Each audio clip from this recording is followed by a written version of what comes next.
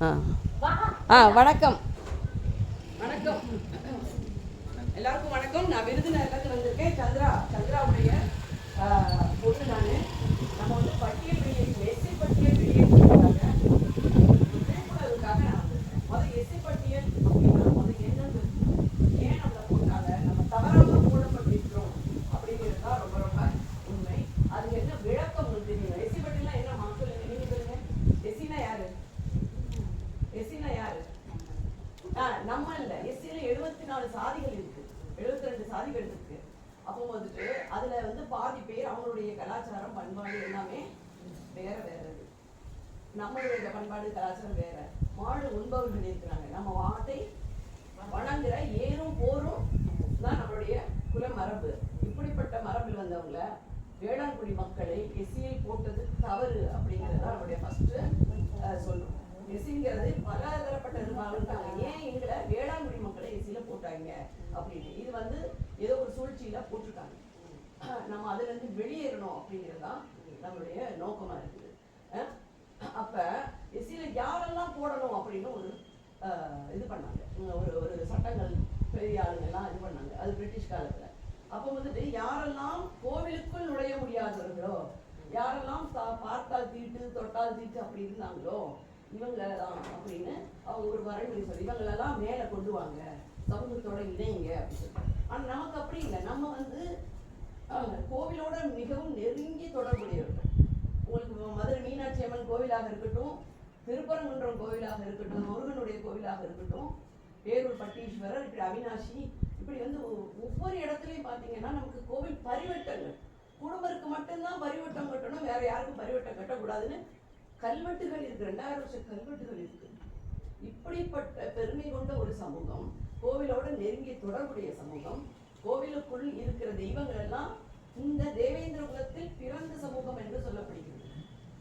எந்த இப்ப மற்ற சாதி பேர்கள்லாம் தெய்வத்தோட பேரா? ஆனா நமக்கு மட்டும் வேந்தன், மருதநில வேந்தன், மருதநில தலைவன் பேர் என்ன? இந்திரன். நம்ம யாரு? இந்திரகுலம், தேவேந்திர குலம். தேவேந்திரன் யாரு? மருத நிலத்தின் தலைவன். மருத நிலம்னா என்ன? வயலும் வயல் சார்ந்த இடமும். ஆமா, நம்மளுடைய தொழில் என்ன? உழவு தொழில். ஏறும் போரும் நம்மளுடைய தொழில். போர் மரபுங்கிறத மறந்துட்டாங்க, மறக்கிற மாதிரி வச்சுட்டாங்க, நம்மளை ஒடுக்கிட்டாங்க. ஆனா ஏறும் போரும் நம்மளுடைய குலத்தொழில். ஏறு செஞ்சுக்கிட்டே இருப்போம். போர் வரும்போது நாட்டை நம்மளுடைய நிலங்களை பாதுகாக்கிறதுக்கு நம்மளே ஆயுதத்தை எடுப்போம். ஏற்களம் போர்க்களம் ரெண்டும் ஒன்று. சரியா? மணிமுடினா நெல் மணிமுடி தான். நெல் இருக்கு இல்லையா, அதை வச்சு மணிமுடி வைப்பாங்க. அதுதான் ஒரு காலத்துல. அதுக்கப்புறம் என்னாச்சு? நவரத்தின கிரீடமா வச்சுக்கிறாங்க. ஸோ இப்படியெல்லாம் வந்து நமக்கு அவ்வளவு வரலாறுகள், என்னென்ன வரலாறுகள் இருக்கு? சங்க இலக்கியங்கள் இருக்கு, தமிழ்ல புராணங்கள் இருக்கு, செப்பேடுகள். நமக்கு செப்பேடு தெரியுமா? நமக்கு எத்தனை செப்பேடு தெரியுமா? பழனி செப்பேடு தெரியுமா? 12,000 கோத்திரமும் பழனியில நம்ம தான் அந்த கோயிலை கட்டணும்னு சொல்லி 12,000 கோத்திரமும் 1500 அங்க போய் நம்ம கூடி அங்க நந்தவனம் அமைச்சு கொடுத்துருக்கிறோம். ஒரு எஸ்சி தாழ்த்தப்பட்டவர்களால நந்தவனம் அமைச்சு கொடுக்க முடியுமா? மற்றவங்களுக்கு என்னது 18 குடிக்கும் நம்ம நெல் அளந்து கொடுத்துருக்கோம். நெல்லு தானே எல்லாமே. எல்லா கல்வெட்டிலும் நெல் இருக்கு. இப்படிப்பட்ட உயர்ந்த குடிகள். அது மாதிரி மல்லன், முருகனை என்ன சொல்றாங்க? மல்லன் என்று சொல்றாங்க. நம்ம மல்லர்கள், அதை நீங்க மனசுல வச்சுக்கணும். மல்லர் பல்லர் ரெண்டுமே ஒண்ணுதான், ஒண்ணு தவறான வார்த்தை இல்லை. நாம் வந்து உழவு தொழில் செய்யும் பொழுது பல்லராகவும், போர் தொழில் செய்யும் பொழுது அவங்க நம்மளே மருதநில மல்லர் ஆகணும். சரியா? உழவு தொழில் செய்யும் பொழுது பள்ளம் பார்த்து பயிர் செய்ய அப்படிம்பாரு எங்க அப்பா பேர் என்ன? மகேந்திரகுமார். தெரியுமா? சந்திரகாந்த ஞாபகம் இருக்கு, மகேந்திரகுமார் பேர் தெரியல. அப்ப ஆமா, அப்ப பள்ளம் பார்த்து பயிர் செய்யணும் வாங்க. அதனால பள்ளாருன்னு நம்ம ஏற்றுக்கிட்டோம். அது வந்து இடத்தை வச்சு. ஆனா மல்லர்கள் வந்து நம்ம வந்து போர் தொழிலாகவும், மல்லல் என்றால் வளத்தை கொடுப்பது. வளம்னா என்னது? செல்வ செழிப்பு. எல்லாருக்கும் அளந்து கொண்டு அரைக்குறியா இல்லாம நிலைக்குறியா இருந்து நம்ம பயிர் செய்யணும் இல்லையா? பறவையும் பாம்பும் பல்வேறு துறவிகளும் பசியின்றி வாழ சோறு போட்டிருக்கோம். அவ்வளவு பெரிய பாம்புக்கு கூட உணவு கொடுத்துருக்கோம் நம்ம முன்னோர்கள். அவ்வளவு முன்னோர்கள் நம்ம. சிவன் பெரிய குடும்பின்னு சொல்றாரு. சிவன் என்ன சொல்றாரு திருவிளையாடல் புராணத்துல? நான் ஒரு பெரிய குடும்பிமா, தரையில ஒருத்தி உட்காந்துட்டு இருக்கிறா, கீழே ஒருத்தி உட்காந்து, பெரிய பெரிய பள்ளி சின்ன பள்ளி.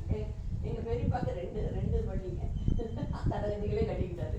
அது மாதிரி இவ்வளவு பாரம்பரியமிக்க நம்ம சமூகத்தை எஸ்சி என்ற ஒரு பட்டியலில் இது பண்ணி இன்னைக்கு என்னன்னு சொல்றாங்க, அவங்க நம்மள டெப்ரஸ்ட் தாழ்த்தப்பட்டோர்னு சொல்றாங்க, ஹரிஜன்னு சொல்றாங்க, அப்புறம் வந்துட்டு ஷெட்யூல்டு காஸ்ட், இப்ப ஏதோ தலித்துங்கிற ஒரு வார்த்தையை, இதெல்லாம் நமக்கு மிக அவமானமா இருக்கு இல்லையா?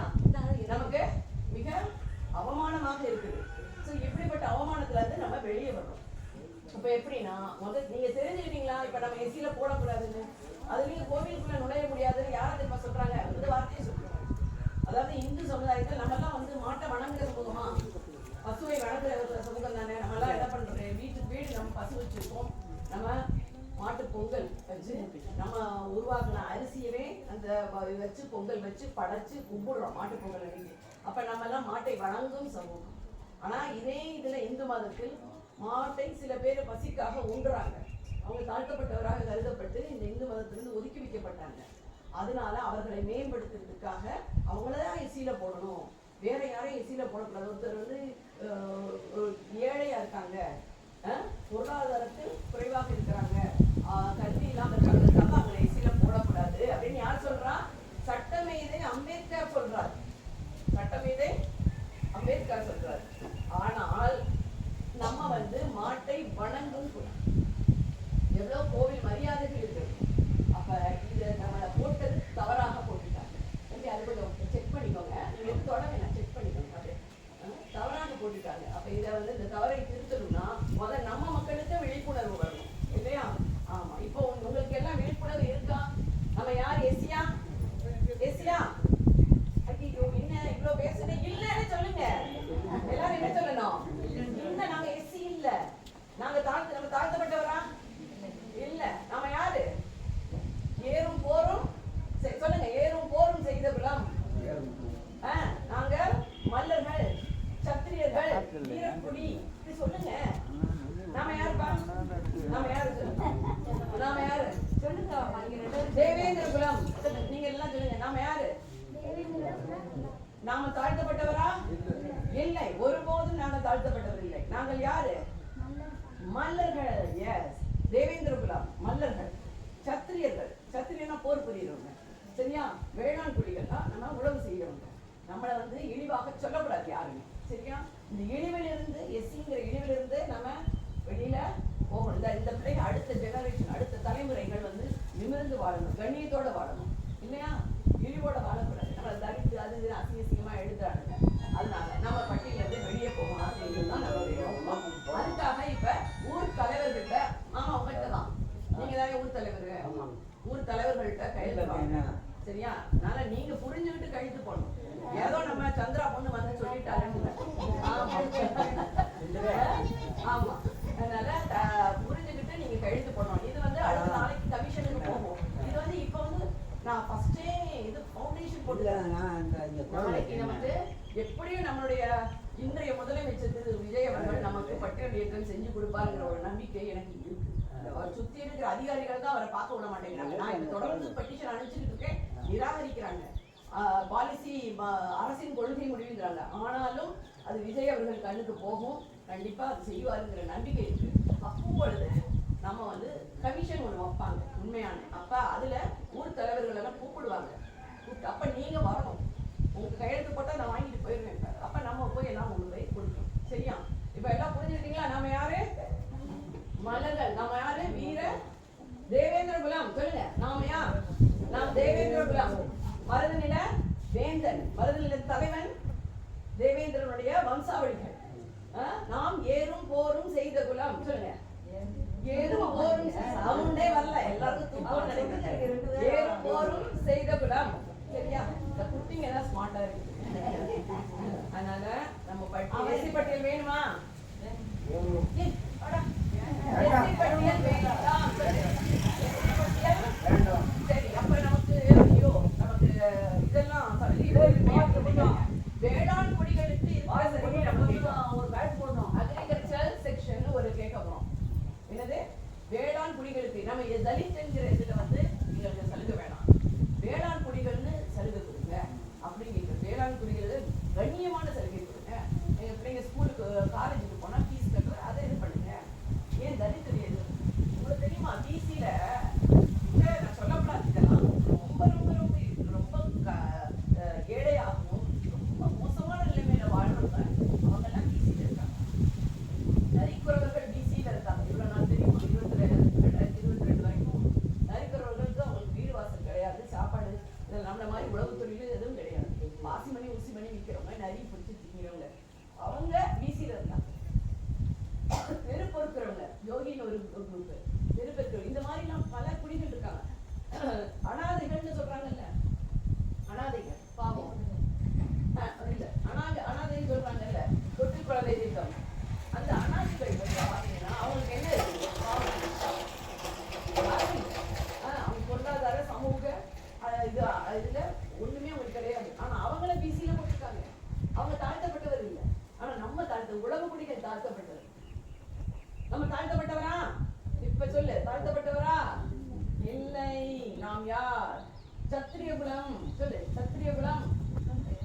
போர் மரபு ஏறும். அவரை பேச தள்ளி சொல்லு, ஏறும் போரும் செய்த குலம், தேவேந்திர குலம்.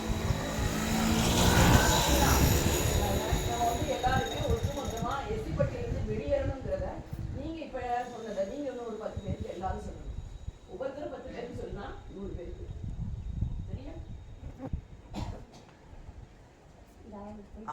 அந்த தம்பி எங்க செக் பண்ண சொன்னேனே.